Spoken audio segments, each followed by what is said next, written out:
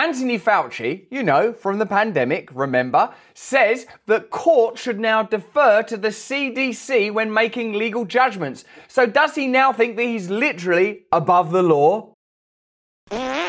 Hello there, you 5.5 billion awakening wonders. Together we voyage towards the light. Together we are made of the light. Together we can collectivize, unify, and yet still be individuals on our own unique journeys. Or can we? If you're not a subscriber yet, subscribe now. Remember to turn on the notification bell so that I can ring away in your consciousness whenever I choose to. Now let's learn a little bit more about our headline story. I know we don't talk about the pandemic as much anymore, and we sort of seems like we're supposed to forget all about it and the legislation, regulation, challenges, changes, profits, losses that occurred during that time. But let's have a quick look at how it still is affecting the way that public life is organised. Both surprised and disappointed, because those types of things really are the purview of the CDC. This is a public health issue. And we are concerned about that, about courts getting involved in things that are unequivocally public health decisions. I mean, this is a CDC issue. It should not have been a court issue.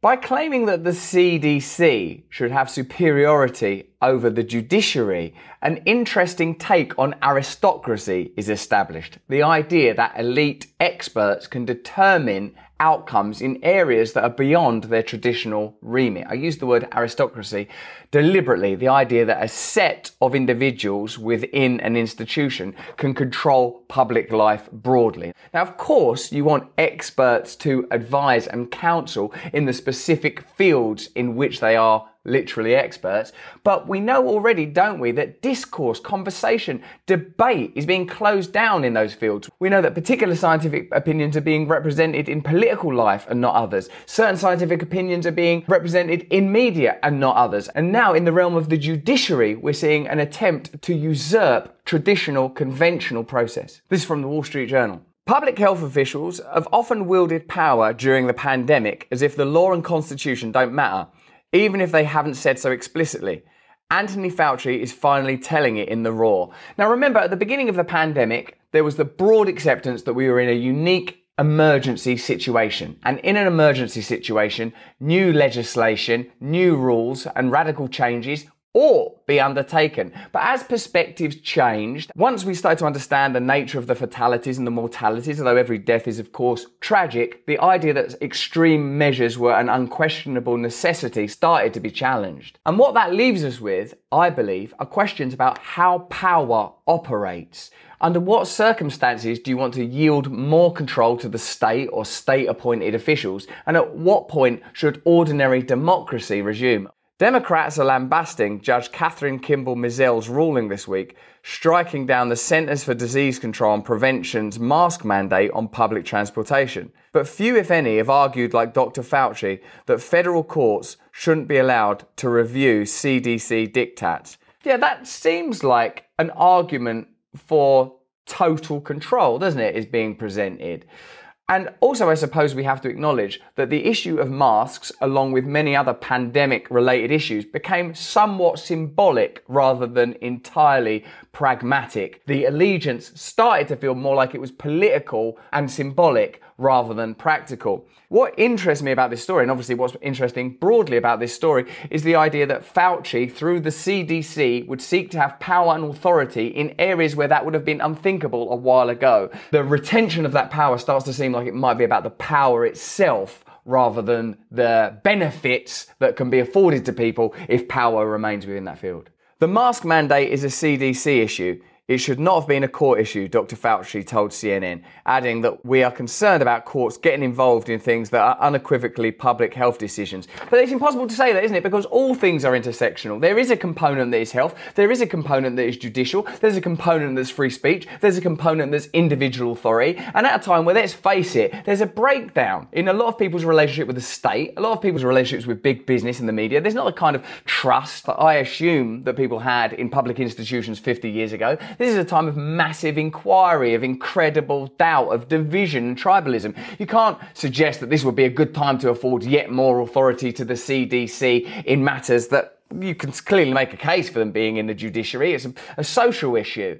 Governments at all levels have abused their emergency powers during the pandemic. I mean, do you think that? Let us know in the comments below. If you think that governments, broadly speaking, have abused their emergency powers, certainly situations like the Canadian trucker movement and the response to those protests was questionable. Some deference to public health officials might have been warranted amid the uncertainty early in the pandemic. Fair enough. But as Justice Neil Gorsuch wrote in November 2020, even if the Constitution has taken a holiday during this pandemic, it cannot become a sabbatical.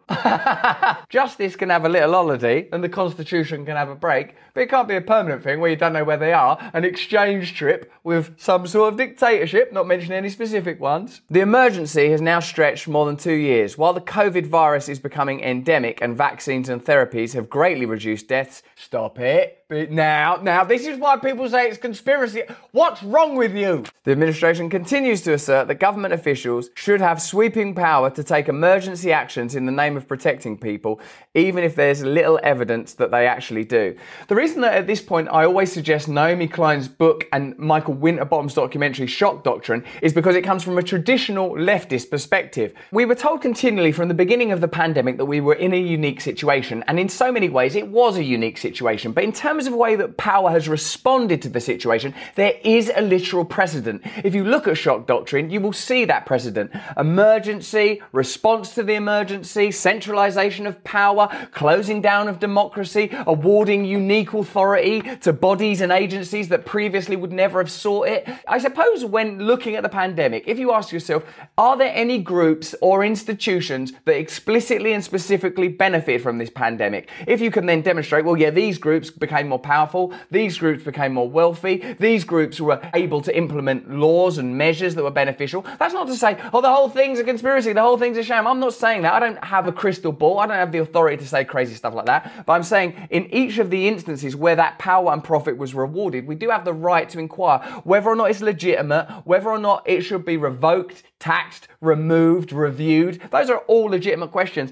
And this little conversation here about mask mandates and an attempt by Anthony Fauci to say that the CDC should have authority that supersedes the authority of the judiciary is an example of power altering. It is an example of an emergent oligarchy. It is an example of an emergent aristocracy. We decide what's right. We will tell you what's right. Now, even near the beginning of the pandemic, a lot of people were like, hang on, this doesn't seem right. Although there was that bit of, let's all pull together, this is great. After a while, we started to witness who was benefiting. Oh, these centralized authorities are benefiting. These organizations are benefiting through profit. Again, that's not to say that there's no legitimacy to those measures or that they weren't undertaken in good faith. I'm not saying any of those things. You can say what you want in the comments. I read your comments. You know I do. You'll have noticed that many times that this channel has been accused of anti-vaccine information. Russell Brand, anti-vaxxer. Now, look, we're literally reading out an article that tells you the vaccines and therapies have greatly reduced deaths. You might agree with that statement. You might disagree with that statement. I'll have my own opinions and feelings about that statement, but I'm willing to read it out to you. I'm willing to be in a conversation about the efficacy of vaccines. I'm not telling you, get a vaccine, don't get a vaccine, vaccines are good, vaccines are bad. If that's what these people say the data suggests,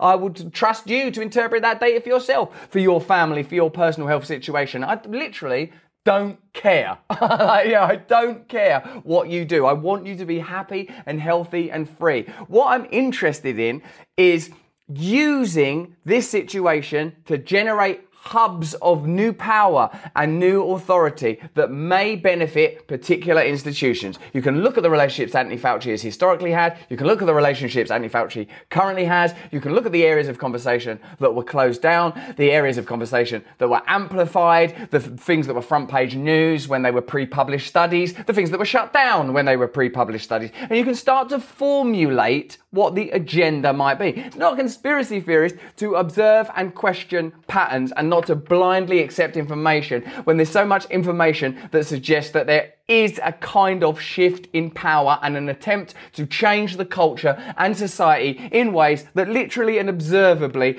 bypass democratic process. Are you allowed to decide for yourself? Are you allowed to vote for whether or not it's the law in your district? Are the judiciary even being questioned? These are all things that are like a kind of litmus test or canaries in the cage for the health of your democracy. The transportation mask mandate is a case in point. Science shows that the cloth masks that most people don make little difference in preventing transmission and illness. So why is the administration appealing Judge Mizell's mask mandate ruling? probably to preserve the CDC's expansive interpretation of the law that gives it power to impose virtually whatever it wants. The CDC will live to rule again over everyone during the next public health emergency. The next one? They're already planning the next one? You've only just had one. What? You've had a public health emergency? You need another one already? You make that last one last. When I was kids, I had to make do with one public health emergency from my whole childhood. Listen, obviously we need to have a little bit of a laugh around these things, and once again, I'm not offering you medical advice. I have no opinion on what you do medically. Wear a mask, don't wear a mask. It's none of my business, as a matter of fact. What interests me and what should interest you is the way that power operates, maneuvers, creates new systems, shut down old systems in order to centralise authority. This is something always to inquire after, even if the line of inquiry leads you to the conclusion that there's nothing wrong, that there's nothing to worry about, that democracy is fine, that culture is fine, everything's okay in the world, big business are behaving beautifully, the government are in alliance with them in ways that there's nothing to worry about, and the media can be trusted to interpret and relay that information in ways that are absolutely reliable. That's not what I think, but it might be what you think. Let me know in the comments below what you think so we can work this stuff out together. If you don't subscribe to this channel, please subscribe now. Turn on the notification bell because we need to know that you're getting these videos. Hit us up in the comments below. If you enjoyed this video, please watch this one or this one. Please subscribe to my mailing list so I can stay in direct contact with you and let you know about all the little moves we're making and the stuff that we're up to. More important than any of that, though, is that you please stay free.